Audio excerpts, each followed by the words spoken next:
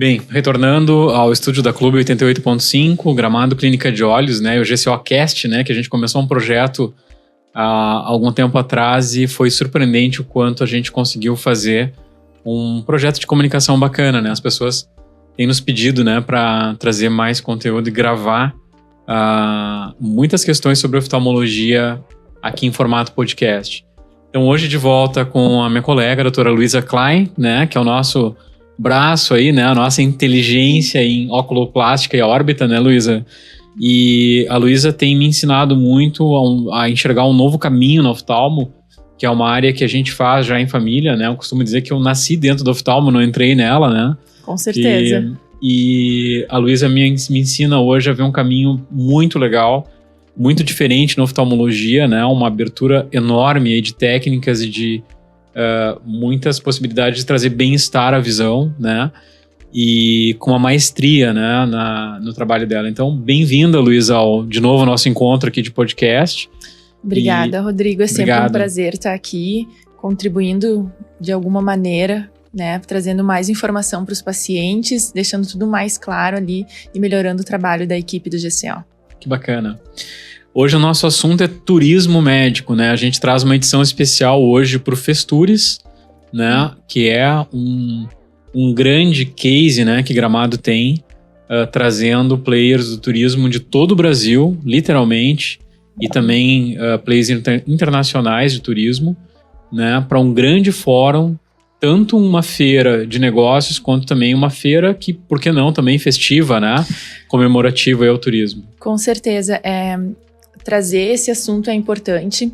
Inclusive, quando eu vim aqui para Gramado, quando iniciamos o projeto na GCO, na Gramado Clínica de Olhos, foi um conceito que a clínica tu me apresentou e sempre me gerou dúvida, eu não conhecia isso, né? Então, acho que é um assunto muito interessante, acho que trazer isso para os pacientes também, entender que isso existe, é uma maneira da gente divulgar tudo que está sendo realizado lá. Perfeito. O Gramado, na verdade, passa por uma história... É muito interessante a história do turismo, porque hoje o turismo que se vive deve ser a segunda ou terceira onda, na verdade, e muito foi mobilizado por uma mistura de empresários e poder público que conseguiram conversar muito na época e trazer essas ideias que... Toda ideia nova, ela tem um tanto de contra-intuitivo. Se a gente voltar lá para os anos 70, que as pessoas tinham, né? Gramado tinha uma configuração de menor número de empresas, mas de maior porte e atividades não turísticas, trazer turismo naquele meio, naquele tempo, era estranho. Então, aos poucos, a cultura foi sendo criada. E a coisa mais forte para fazer uma atividade dentro de um lugar, a gente acredita que é quando tu conseguiu aculturar essa atividade, criar uma cultura em torno. Aí realmente tu tem uma cultura a teu favor. Né? Isso é bem importante. Com certeza. Acho que turismo e saúde ainda é algo que a gente tem que trazer essa cultura, né, para a região. É um desafio. E eu quero iniciar fazendo uma pergunta bem básica, para que tu explique um pouquinho melhor, assim como tantas vezes já conversamos, tu expõe agora. Turismo e saúde. Existe essa associação? Existe, com certeza. Existe.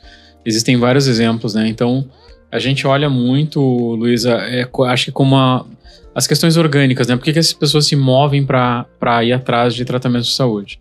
Então, existem várias explicações para isso, né? Por que as pessoas não resolvem saúde somente de maneira local, né? Primeiro, porque expertise é uma coisa, e complexidade em saúde é uma coisa que ela demanda muito tempo, né? Formar uma equipe também de complexidade demora muito tempo, muita experiência, e às vezes faz mais sentido procurar um centro com mais experiência do que tentar localmente.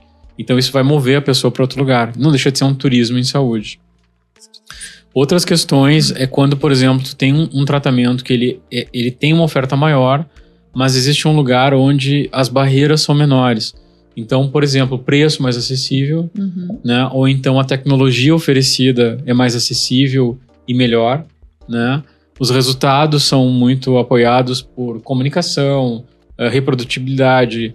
Então, faz sentido eu procurar esse lugar para realizar algum tipo de procedimento ou de tratamento, né?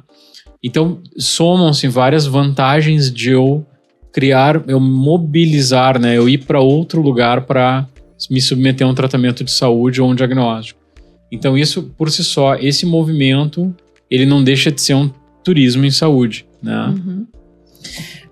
Tu acha possível realizar uma descentralização da saúde com criação de centrais satélites? Sem dúvida. Descentralizar, tu diz fazer, por exemplo, saúde em cidades do interior. Exato. Né? Eu acho que é uma coisa bastante... já se pensava nisso há mais tempo, mas até um certo momento, não sei, talvez os anos 80, 90, não se rompia a ideia de que a saúde era só feita em capitais.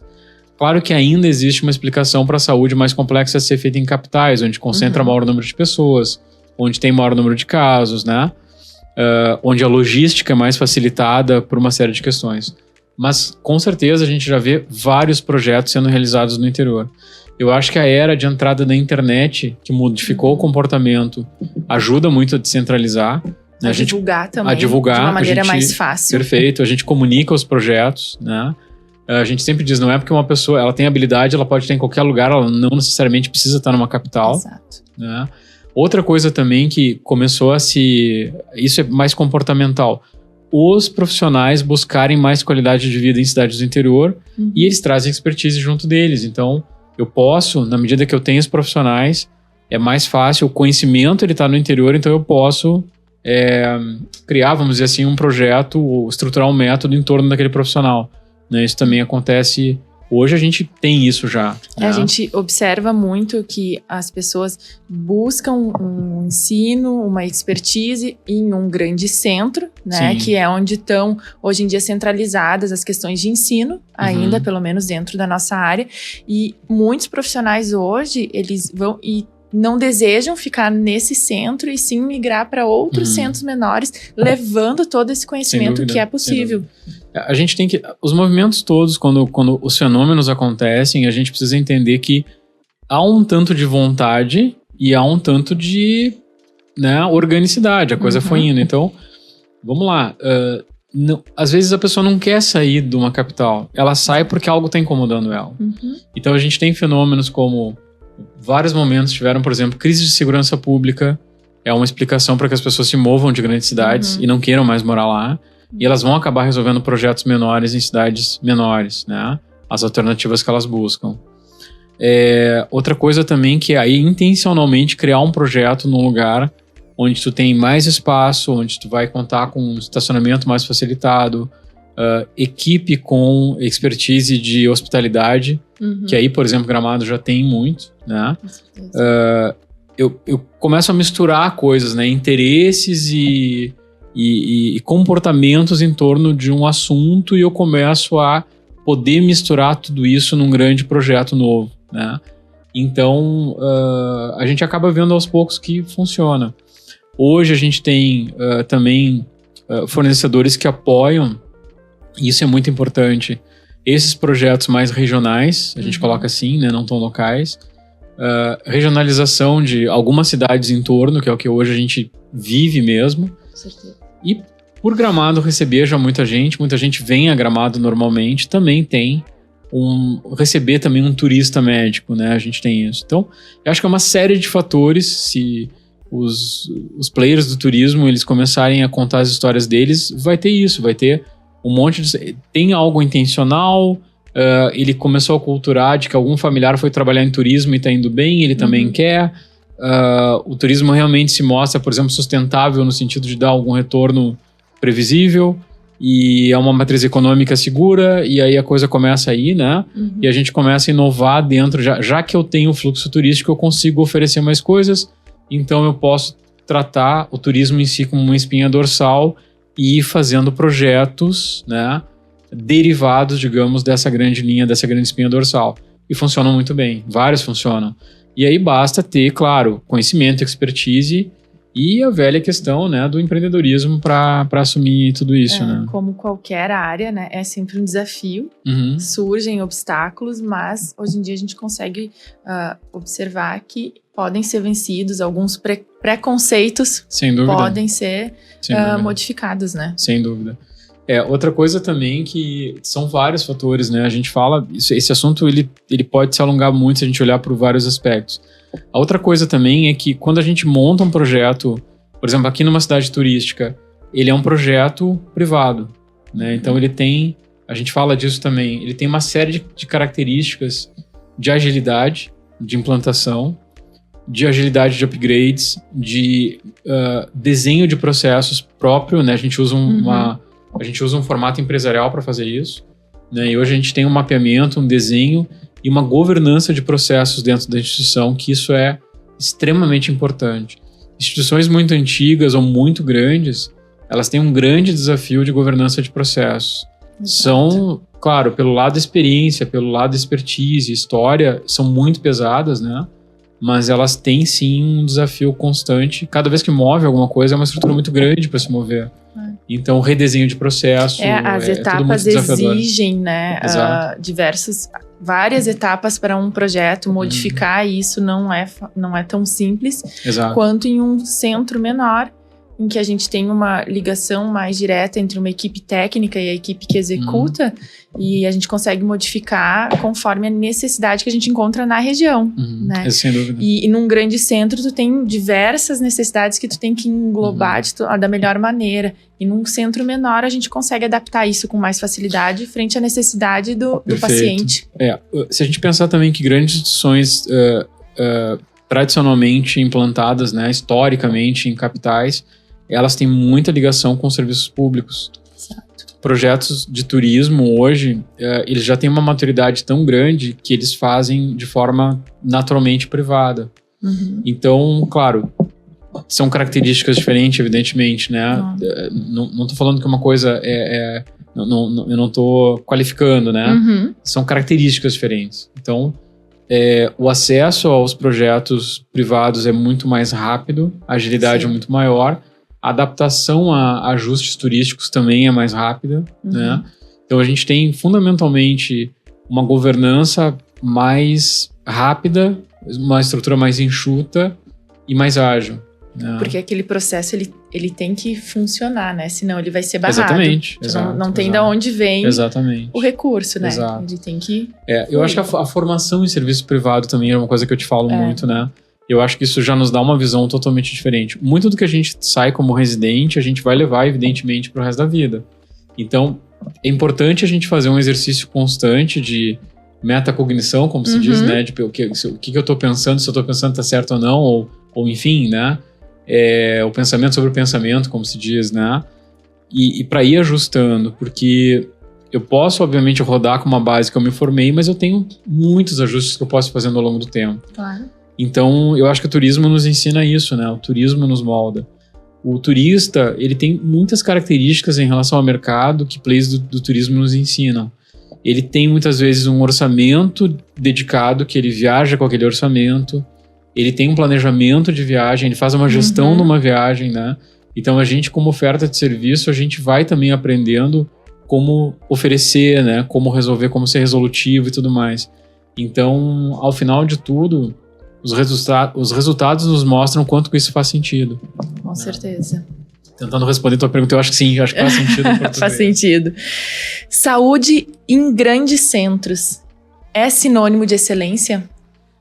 Saúde em grandes centros tem algumas coisas que podem suportar a excelência, sim. Tá? Eu vou te citar experiência dos grandes centros, logística, tá?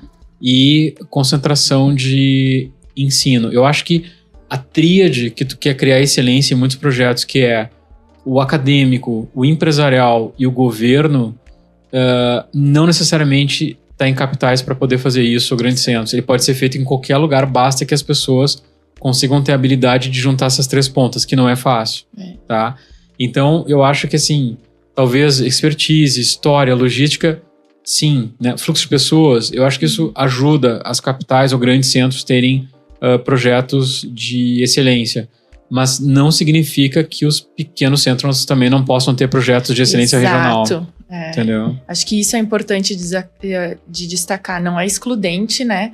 Tu ser um centro menor e tu não ter a capacidade de demonstrar excelência, né? Oferecer excelência no tratamento. Com certeza. Existe uma discussão muito grande também, que é o seguinte, né? Que é, além da formação, além dos fatores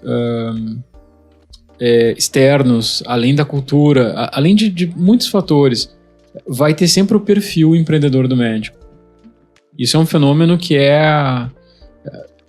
eu acho que essa questão, talvez, aquele livro da lógica do cisne negro, né? Que fala que as coisas totalmente improváveis e tal, eu acho que elas estão muito no perfil da pessoa. Não necessariamente medicina ou turismo médico, eu tô falando de maneira bem geral, tá? Eu acho que uma coisa totalmente improvável acontecer numa cidade pequena, que só tem 2 entradas praticamente, que é contra a logística, que é contra o relevo, que não tem aeroporto aqui. Eu acho que isso tem a ver muito com as pessoas que vieram para nossa região e criaram coisas que a gente viu, poxa, se eles fizeram é possível fazer, e assim eles criaram uma cultura. Então eu acredito muito também, além de todos os fatores do perfil. Com certeza. Então, é possível associar saúde com questões turísticas, em especial aqui em Gramado? Sem dúvida, eu acho que a gente tem cases aí, né, que já fizeram isso, que se mantêm fazendo isso, né, e que certamente são projetos consolidados e que vão ter uma longevidade ainda, né, basta que continuem, né, tendo adaptação ao comportamento, às dinâmicas enfim, de consumo e tudo mais, mas acho que esses projetos já existem. Eu acho que, sem dúvida. A Gramado Clínica de Olhos se enquadra nesse projeto? A Gramado Clínica de Olhos não tem uma premissa... como que eu vou te dizer? Ela não tem uma premissa única em turismo médico, mas ela atua sim, é natural. Eu acho que isso tem a ver com a história, isso tem a ver com a regionalização. A gente começa a ver na prática o turismo médico acontecendo quando as pessoas se mudam de Gramado e voltam, determinada época do ano, muito interessante. As pessoas voltam e consultam e eles me falam. Ontem, exatamente um caso assim. Eu voltei para Gramado porque os meus médicos estão aqui.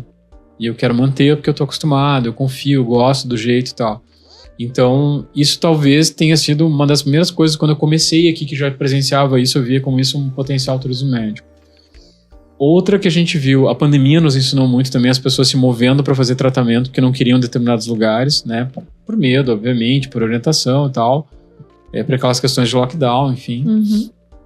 E também, eventualmente, as pessoas que nos descobrem agora nesses novos formatos de comunicação online. Então, a gente tem paciente que vem do interior do Rio Grande do Sul, tem paciente que vem de outros estados, tem paciente que vem do exterior, né?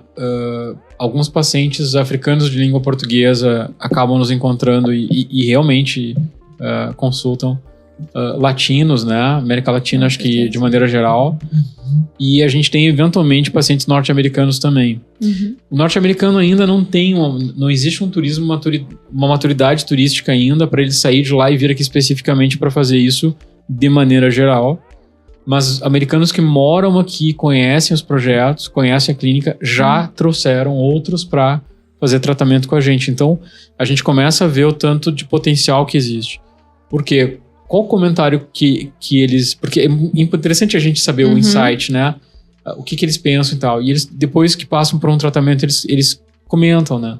É muito parecido com o que eu teria lá, né? Tá muito bem estruturado e é mais acessível, o preço é menor, é mais fácil. Então tem uma série de coisas aí. Otimizado o tempo. Isso acho que é uma questão importante. Sim. Que também a pandemia nos trouxe, que é o paciente, ele percebeu que ele poderia ter esse acesso aqui de uma maneira que otimiza, inclusive, o seu tempo. Né? Que o paciente não precisa se deslocar, tirar 1 ou 2 dias. Ele consegue fazer tudo isso em um tempo reduzindo, otimizando com uma qualidade tão boa quanto. Mas o turismo médico me apresentou coisas muito curiosas já, assim, da gente dar exemplos, que é legal, porque senão a gente fica conjecturando muito, né? Fazendo muito... Mas, por exemplo... Eu atendi uma turista uma vez com uma dor no olho, ela me disse que nunca descobriu por que ela tinha dor no olho. E eu atendi ela e eu mostrei, olha, é uma erosão epitelial recorrente na borda de um LASIK. E ela nunca tinha descoberto isso. E ela ficou muito grata porque eu tinha diagnosticado ela, né? Então, era aquela dor periódica de erosão epitelial recorrente, né? que ela talvez não conseguia sincronizar com o atendimento médico, ou quando ia já tinha melhorado, ou algo assim, não consegue fechar o diagnóstico, e ali no momento, no evento, ela foi consultar numa urgência, sendo turista em Gramado, e a gente fez o diagnóstico. Então, exemplos assim, né, que ele tem um certo tempo ali que ele não tá trabalhando, que ele tá tranquilo, né, tá descansando, na verdade, e ele vem para uma consulta mais calmo, talvez, mais aberto até um diagnóstico. Né? Com certeza. Então, tem vários exemplos. Tem um assim. exemplo semelhante. Um paciente que, na verdade, é norte-americano. Ele estava aqui um período, ia ficar alguns dias na cidade. Ele chegou, tinha uma condição na pálpebra. E conversando, eu disse, olha, o tratamento clínico não vai resolver totalmente isso. Ele disse, não, eu tô percebendo isso. Ele disse, eu tô há 1 ano, eu tô nesse tratamento em que eu vou e volto. Ele falou, isso aqui tá me incomodando. E nós conversamos, ele falou, o tratamento é cirúrgico, a gente consegue fazer isso de maneira resolutiva, resolver isso, mas é com uma questão cirúrgica. Então ele tinha aquele período ali, nós programamos, realizamos o procedimento e ele retornou com o caso resolvido. Isso tem sido um assunto recorrente, acho que tu deve passar por isso como teu cirurgião também. Cada vez mais, a faco é a cirurgia mais feita em oftalmologia, então a gente usa a faco muito como base pra gente poder entender isso. É um fenômeno que é o seguinte, existe uma memória muito forte na concepção cirúrgica mais inicial. A gente fala em microcirurgia nos anos 80, 70 ainda não. Né? Então a virada dos 70 para os 80 proporcionou a microcirurgia, você começou a operar com microscópio. Então tu vê, esses anos a mudança de paradigma técnico era muito mais lenta. Demorava muito mais tempo até trocar de técnica, né? Se fez cirurgia refrativa entre 88 e 94, todos aqueles anos com radial, para daí trocar pro Excimer, que começou praticamente entre 94 e 95. Então tem um histórico muito grande. E tem uma memória muito forte ainda das pessoas de entenderem a cirurgia ocular como muito traumática. Hoje, quando tu opera uma pessoa... Eu operei 2 casos hoje de manhã que... O comentário mesmo, parece que a gente ensaiou antes. Se eu soubesse que era assim, eu teria feito antes. Porque hoje, com o aparato que tu tem o controle das máquinas, da tecnologia, da microscopia, das imagens, né? A gente associa muita coisa técnica hoje que é extremamente ágil, um tempo de recuperação muito curto e uma entrega de resultado muito rápida. Então já cabe dentro de um período turístico, por exemplo. Sim. Que antes não, né? Eu teria que fazer antes, assim, vamos lá, volta para os anos 80, operar um olho, depois de 40 dias, 50 dias fazer o outro, esperar recuperar e tal. Era um tempo muito maior, não cabia dentro de uma viagem isso normalmente, né? Ou não fazia sentido, né? Hoje, com a agilidade que a gente tem nos processos e na recuperação, a gente fala que a cirurgia é muito mais precisa e muito menos invasiva e o porte anestésico é muito menor, então ela já cabe dentro de uma jornada turística. Então é interessante. Além, claro, dos diagnósticos, das avaliações periódicas, dos preventivos e tudo mais. Né? Ótimo. Vamos lá. Administração e saúde devem estar lado a lado em uma gestão? Isso pode funcionar? Tem que funcionar, sem dúvida. E eu acho que isso tu presenciou com a gente muito, né? A gente cria uma simbiose, né? Vou devagar um pouquinho, a gente vai, se a gente tem tempo, né? E eu acho que cada vez mais eu tento treinar a equipe com o conceito de simbiose, tá? Simbiose não é amizade. Simbiose é uma relação de troca orgânica. Se eu tô junto com a pessoa, nós dois somos maiores que nós em separado. Que a soma de nós em separado. Então, quando me associo a alguém nesse sentido, o gestor, ele tenta te dar não os comandos, mas ele tenta te balizar nas suas decisões, o que cabe e o que não cabe. O que é muito importante. E o empreendedor, médico, técnico, ele sabe o quanto... Pelo menos ele prevê melhor como que ele implanta, qual é o timing de implantação, qual é o momento, qual é a forma de comunicar. Essas decisões... Dessa decisão, esse investimento é importante nesse momento. Né? Exatamente. Então, o gestor, ele te ajuda muito a fazer esse embasamento. Além de todo o controle da tua atividade, né? Então, qualquer empresa, se tu vai analisar uma coisa que eu acho que eu fui amadurecendo muito dentro do universo empresarial que eu consegui conviver e felizmente aí eu sou muito grato à Visão, né? Agência Visão, que a gente foi aprendendo muito. praticamente qualquer atividade empresarial é baseada em 3 grandes frentes. Em comercial, operacional e administrativo. E a gente tenta hoje seguir mais ou menos isso dentro de um projeto médico. Tu precisa vender os seus serviços, tu precisa entregar muito bem, né, que é o que a gente é fundamentalmente formado para fazer, e fazer a gestão. E aí tu tem que ter um gestor junto contigo. Então, tudo que a gente vê de ferramenta, de inteligência de manejo, de management, né, de administração, eu acho que é fundamental trazer para a área da saúde, porque o que acontece? A gente precisa equilibrar para entregar o melhor resultado no melhor custo possível. Quando tu promete algo de graça, isso acho que pegou muito por uma questão de popularizar e tal, tudo mais, mas a gente sabe que tem muita limitação num tipo de proposta assim. Quando a gente fala de saúde privada com custo, a gente consegue trazer uma qualificação, uma escolha, né, de todos os atos, de todas as tecnologias que tu vai usar, tu escolhe, tu tem liberdade, né, então tu entrega muito melhor. E só que, claro, é muito interessante, é muito importante a maturidade de tu equilibrar isso, né? Tu não pode ter um privado muito dispendioso que não consiga ter mercado e nem um público que seja tão facilitado, gratuito, que não consiga entregar também porque, né, não tem braço para tudo. Então, um privado bem encaixado, bem equilibrado, ele faz muito sentido. Porque as pessoas vão dizer, olha, queria resolver, queria que fosse rápido, e tudo bem para eu fazer via privada e tudo certo, né? Só que eu quero ser bem atendido. Então isso acaba respaldando a tua atividade privada, né? Junto com o gestor. E acho que isso é uma questão de formação médica, que isso é para todos, né? A gente tem a formação dentro do Sistema Único de Saúde e nós somos, durante muitos anos, treinados tecnicamente para exercer aquilo ali. Só em operacional, mas a gente não consegue entender toda aquela roda, aquela máquina, a engrenagem que está por trás para que venha até aquele momento. E quando a gente sai dessa estrutura, como é que tu coloca isso em prática? Como é que tu viabiliza esse teu projeto? Isso que tu tá tecnicamente preparado para oferecer para o paciente. Como é que tu viabiliza isso? O gestor do teu lado, ele vai te ajudar muito a mapear os teus processos, porque eles vão aumentar exponencialmente em complexidade ao longo dos anos. Quando tu começa a aumentar muito a tua demanda, o teu trabalho, tu precisa de um gestor mapeando os teus processos, ajustando os teus processos e dando governança aos seus processos, que é bem importante. Segurando às vezes. Então, muito, muito. Mas é importante, né? Muito importante. Muito importante, porque com a questão... O médico hoje é muito assediado com tecnologia. Acho que todas as áreas são. Todas. E claro que a vontade de ter todos aqueles brinquedos, digamos assim, né? E a gente vai filtrando e vai vendo assim, olha, nem toda tecnologia... Porque às vezes, assim, passa 2 anos, não existe mais aquela tecnologia, não tá mais, não era isso e tal, né? E a gente tem que cuidar para não fazer um investimento em algo aí que seja um voo de galinha, como se diz, né? Que não vai durar muito tempo. Não, a gente tenta muito filtrar para que sejam as tecnologias mais longevas possível, né? Até pra gente também ter curva de aprendizado e poder dominar elas e entregar sempre o melhor resultado.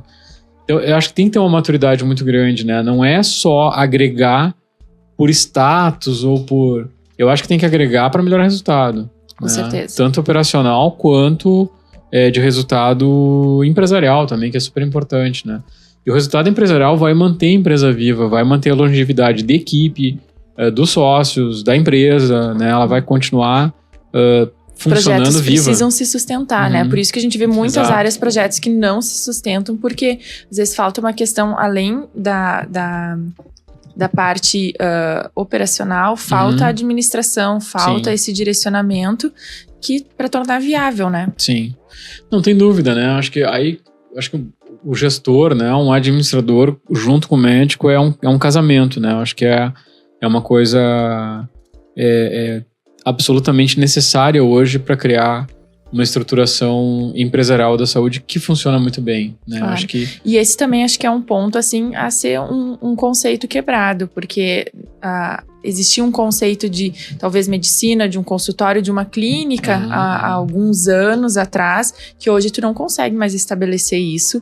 Se tu tem a intenção de oferecer o tratamento padrão ouro, se tu quer fazer uma hospitalidade para o teu paciente, tu quer oferecer o melhor para ele, um atendimento com tranquilidade, com atenção, com estrutura. Então, acho que mudou muito nos últimos anos essa questão, porque da mesma maneira que a medicina evoluiu, tudo que está ao redor dela também evoluiu junto, né? E a dinâmica é cada vez maior, né? Com certeza. Então, a velocidade... Eu acho que o médico querer abraçar todas as coisas, ele não consegue. Ele tem que deslocar muito do tempo dele, que poderia estar exercendo expertise médica, para fazer coisas que também não são da habilidade dele. Exato. Então, a melhor coisa que nós enxergamos há muito tempo é criar a história da simbiose entre pessoas de expertises diferentes e de formação diferente para juntas conseguirem criar um resultado melhor, né? Eu acho que isso é fundamental, mas eu acho que hoje, cada vez mais, modernizar a gestão, né? Tentar sempre usar as melhores ferramentas de gestão, a estratégia de gestão, né? Eu acho que isso cada vez mais deixa a empresa com melhor entrega, melhor qualidade, mais segurança, mais controle. Tudo melhora, sem dúvida. A gente usa esse modelo desde sempre, né? Com certeza. Já estamos no nosso tempo, quase do primeiro. Quase. Tem mais algo que tu deseja complementar, Rodrigo? A gente listou alguns assuntos e falamos todos, né? Falamos. Eu queria te falar, te perguntar também sobre a tua área. Me desperta muito a questão, né? Tu faz óculoplástica, tem um bom domínio também de área estética, tu faz órbita muito bem, né? E vias lacrimais. Então, a gente tem... É muito interessante ver no dia a dia as pessoas procurando especialistas nessa área. Órbita e vias lacrimais, a gente vê muito isso também. Sem saber com quem que vai conversar, com quem que vai procurar, quem que resolve o problema dela, né? E acho que a relação médico-paciente, ela tá muito baseada em resolução de problema, né? Então, é uma das coisas, por mais coisas que tu queira colocar como soft skills ou envolver o projeto, se não for resolutivo, ele tá fadado, né? Ele tá condenado. Então a gente vê muita resolutividade, né? As pessoas se surpreendem muito e encaminham outras depois, indicam outras pessoas porque tem resolutividade. E eu te pergunto assim, qual que é a tua orientação para as pessoas que têm, por exemplo, essas questões de órbita, não sabem que profissional procura, se vai no otorrino, se vai no oftalmo, se vai no cabeça e pescoço, se vai no buco? Como é que vocês dessa área orientam os pacientes? É sempre um desafio, porque como eu falo, assim, é uma área ainda pouco conhecida, tá? Então, semanalmente o paciente chega lá no consultório e diz, eu não sabia que tu fazia isso, ou que tu fazia essa área, tu fazia esse procedimento. Então, ainda é algo que é pouco do conhecimento, inclusive médico, que vê o oftalmologista como sendo só o óculos, só a catarata, só essa parte, e esquece que a pálpebra, que a órbita, ela faz parte desse conjunto. Então, o que eu digo sempre para o paciente é: as suas queixas, se elas não estão sendo solucionadas, tá? Talvez não esteja encontrando quem esteja apto para tratar delas. Então, hoje em dia, o que a gente tem na parte da internet, a gente já vê que eu acho que é uma ferramenta que o paciente deve utilizar, deve procurar, mas procurar sociedades, né, que estejam registradas e que possam te direcionar. Então, hoje a gente tem a Sociedade Brasileira de Oculoplástica, que ela tem cadastrado os profissionais do Brasil inteiro, que fizeram essa especialização e podem auxiliar. Então, a internet também, não só a pessoa que se diz especialista, que se diz que resolve, né? Acho que a internet também vem ajudar nesse sentido, tá? Profissionais que, por exemplo, vá no oftalmologista geral, que não trata essa área, mas que ele questione, pergunte, não estou resolvendo o meu problema. Tem algum profissional dentro dessa área que possa me auxiliar e não interpretar o que é a maioria dos pacientes como se a queixa fosse algo normal que ele tenha que se acostumar. Perfeito. Não, isso é normal. Não é normal. Se tu tá incomodado, se tem alguma queixa, então talvez até não tenha vergonha de perguntar pro profissional. Tem alguém dessa área que diga com as palavras simples, que possa ver por que meu olho tá escorrendo, porque parece que meu olho tá mais pra frente, ou tá mais pra dentro, eu tô com uma simetria, que algo tá diferente. Perfeito. Então, pra tentar direcionar. Perfeito, legal. Tem uma outra coisa também, acho que turismo saúde, por incrível que pareça, é um assunto que a gente começa a desdobrar ele e vai longe, né? A gente tem percebido, não sei se tu percebe também, uma coisa que a gente cada vez mais de prática de consultório, tá? Eu acho que pode também ser usado para turismo de saúde, que é aquele paciente que ele vira um autodidata, ele encontra o assunto, ele lê e ele tem o entendimento dele, obviamente, né? E aí ele tem uma decisão dentro daquela lógica que ele vai criar ali pelo que ele lê, autodidata, evidentemente, que ele quer fazer um procedimento. E nem sempre esse procedimento ele está correlacionado com o diagnóstico, né? Exato. Ele está desconexo, né? Isso é muito comum. Só que essa relação causal, essa que a gente tem, todos os médicos têm em comum um método, né? Uma espinha dorsal ali que a gente, né? Que tu vai receber, tu vai diagnosticar, propor tratamento, segmento e assim por diante. Isso é uma coisa bastante metodológica dentro das áreas médicas, né? E obviamente baseado em resultados amparados por estudos, né? Que validam aquela questão e tal. Mas às vezes o paciente ele não consegue, obviamente, fazer essa leitura, né? Pela questão leiga, né? E aí ele escolhe um procedimento e ele fica indo em muitos profissionais até que um aceite, né? O que ele quer, né? Então, aí ele faz, daí depois ele se dá conta que aquilo não estava conectado com o que ele precisava, né? E ele começa uma saga de novo. Então, às vezes, no sentido, eu não sei se é econômico, no sentido de não confiar no profissional, no sentido de tentar fazer por si mesmo, o método médico foi feito para otimizar o atendimento e o resultado, né? Então, como tu fala, se ele procurar alguém que tá dentro, tá seguindo uma linha de entidade de especialidade ou subespecialidade, que tá ali embasado, que tá ali certificado para fazer aquilo, às vezes se ele deixar um pouquinho o profissional conduzir, vai ser melhor. Vai ser melhor, né? O que eu vejo, o acesso à informação, ele traz muitos benefícios. Sim. Eu acho importante o paciente entender o que está acontecendo com ele e entender a proposta do seu tratamento. Eu acho isso essencial. Quando tu procura um profissional, quando o paciente chega até mim, ele vai dizer, eu vou avaliar e vou propor o tratamento. Perfeito. Tá? A questão técnica de propor o tratamento, ela é minha, né? Cabe ao paciente entender, aceitar e querer seguir. Agora, é muito difícil, eu acho de uma maneira muito difícil que o paciente venha e tente definir e decidir o que tecnicamente deve ser realizado por outra pessoa. E tem acontecido. Por outra pessoa, sendo que a responsabilidade técnica é minha. Exatamente. Então, isso é difícil. E aí, acho que vai uma questão de uma transferência e contra-transferência durante a consulta e de se criar um vínculo com o paciente. E o paciente, ele tem que entender aquele profissional, ele tem que gostar, ele tem que confiar. Então, a gente volta lá num princípio, numa base que a gente estuda. Uma confiança que tem que existir no profissional que está te conduzindo. Perfeito. Se não tem isso, eu, por vezes, não vejo possibilidade de tu seguir um tratamento comigo. Porque só oferecer um tratamento para oferecer porque tu acha que tá bem, quando não tiver tecnicamente bem aquela situação, o paciente vai chegar e vai dizer, mas não tá tecnicamente bem, não tá bom, não era isso que eu esperava. Perfeito. E acho que cabe a mim a questão técnica de explicar que o que ele espera eu não vou atingir com o que ele tá propondo. Exatamente esse ponto, perfeito. O que eu tô vendo, assim, muito de pesquisa de internet, ela vai navegar em um conteúdo opinativo. Exato. E não técnico.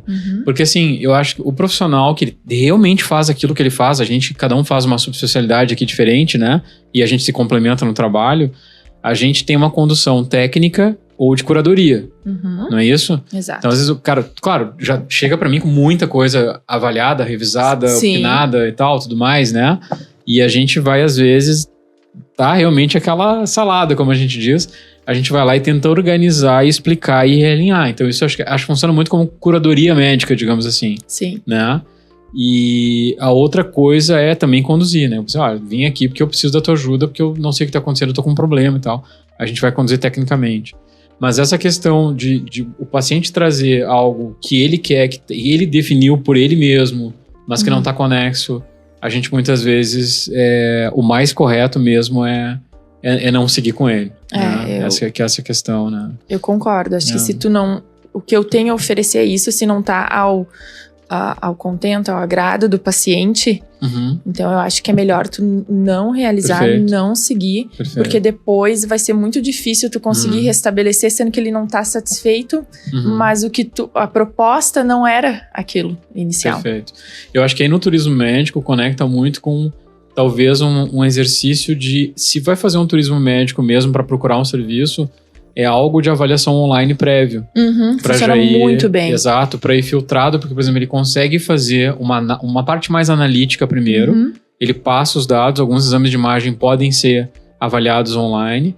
Claro, não vai ter acesso ao exame físico, que sempre é muito importante, mas pelo menos uma primeira camada, digamos assim, pode ser feita, né? A consulta online, ela entrou muito através de uma telemedicina e depois com a pandemia isso se tornou viável e hoje em dia é totalmente possível, inclusive cirurgicamente, na minha área, eu fazer uma consulta online com o paciente, explicar inicialmente o que são as possibilidades e os planejamentos para ele. Esse paciente comparecer um dia antes ao local, né, para uma avaliação que for necessária, presencial, e aí confirmando, olha, dentro do que avaliamos, é nessa linha que a gente segue o tratamento, a tua indicação é essa, e depois no outro dia, por exemplo, já seguir o seu tratamento, seja ele cirúrgico. Ótimo. E também desenhar um tanto de projeto assim na cabeça do paciente, porque e eu já tive casos assim, né? Se deslocou para fazer algo que já tinha sido mapeado online, já bem definido, às vezes com a limitação já definida, e a gente evitou viagem já. Que eu vou te dar um exemplo, assim, queria constar com a gente pro retinose pigmentar, daí eu conversei online, eu já pedi a bateria de exames, né, os genéticos, que hoje tem painel especificamente para retinopatia, para retinose pigmentar. E ele, por exemplo, a gente não encontrou o gene RPE65, que seria algo que você pode fazer alguma coisa. Então a gente conversa muito, o paciente foi muito grato, ficou muito grato. E, claro, poupou uma viagem para ele não se deslocar, porque a gente não vai conseguir modificar a história natural. Então ele acaba sendo um atendimento extremamente efetivo. Seria exatamente a orientação que ele teria na clínica, né? E ele teve em casa, né? Então tem usar como uma ferramenta e uma espécie de um filtro antes da pessoa realmente se deslocar. Claro, às vezes positiva, tudo ok, a gente chama pra clínica, a pessoa viaja, se desloca, vai à clínica e aí faz, né? O procedimento que for. Mas eu acho que, voltando agora um pouquinho, falando geral de turismo médico, é uma área que faz muito sentido. Talvez o turismo de experiência, o turismo gastronômico, o turismo de lazer, o turismo de aventura, enológico e uma série de turismos temáticos, eles estão talvez numa primeira onda turística, que é eu tenho uma certa evasão da minha rotina, né? E eu uso o turismo para eu descansar, para eu fazer férias, isso talvez seja uma coisa mais tradicional. O turismo específico, eu preciso me deslocar para alguma coisa específica, ele não deixa de ser uma coisa muito interessante também e talvez ainda esteja nos seus primeiros passos, né? Que tem muito para evoluir ainda. Com certeza, eu concordo. Acho que é uma construção e quebra de conceitos. Acho que a gente quebrou tantos conceitos nos últimos anos, né? Sem dúvida. Com desafios que surgiram. Esse com certeza é mais um, mas eu acredito muito nele. Perfeito. Bom, eu acho que a gente, encerrando essa conversa, estendeu bastante, né? E eu gostaria demais de agradecer a oportunidade de estar no Festures. É um evento que a gente tem um carinho muito grande, né? Com o Dudu, com a Marta, em memória da Silvia, que foi uma das fundadoras e colocou muito carinho, muita inteligência nesse projeto. E todos os familiares, né, envolvidos, o Festures se tornou uma grande família, né? Tem pessoas que vêm ao Festures já há muitos anos e a gente sente muito lisonjeado, aí, na verdade, em poder estar trazendo um pouquinho do nosso conhecimento, que a gente está aí começando a pisar no terreno do turismo, talvez, né, Luísa? Com certeza, e agradecer a oportunidade de abrirem as portas, acreditarem nessa ideia, em tudo que a gente tem conversado, né? Então, também são pessoas que estão estendendo a mão e acreditando num propósito. Verdade. Muito bem, espero que as informações, o nosso bate-papo aí seja útil e muito obrigado pela oportunidade de participar do Festures. Obrigada, até breve.